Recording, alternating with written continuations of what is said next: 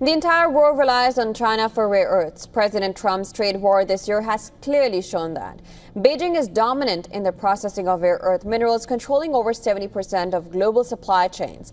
China has used its critical minerals dominance to its advantage in responding to trade war initiated by Trump.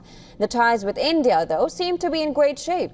4 Indian firms have received rare earth import licenses from China, even as Beijing has delayed its latest export control measures by a year.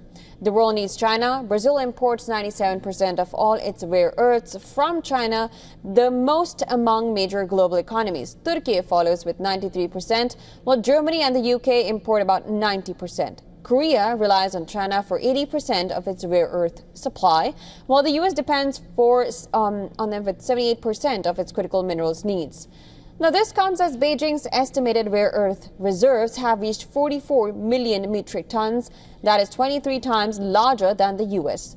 China's dominance in rare earth is quickly becoming one of the most powerful dynamics in the global economy. Rare earths are among the most critical raw materials on the planet, deeply embedded in the technologies that underpin modern life.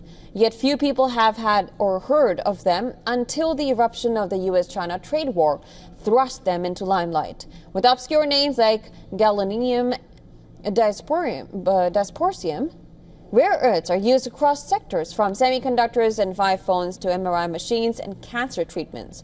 More recently, demand has been propelled by the green tech that's helping to cut carbon emissions. The rare earths are a set of 17 metallic elements grouped together because of their chemical similarities. Now, contrary to their name, rare earths are actually quite common in the Earth's crust, but the challenge is finding them in a high enough concentration in one place for mining to be cost-effective. While there have been a slew of rare earth deals, only China, the U.S., Australia, and Myanmar are currently having large-scale mining capabilities. A significant expansion of production would take at least 3 to 5 years. The refining stage has high barriers to entry due to technical complexity and environmental approvals. Now, that has caused most overseas producers to still rely on facilities in China or Malaysia. The biggest bottleneck, however, is in magnet manufacturing. Only China and Japan currently have large-scale production capacity for magnets for the years ahead.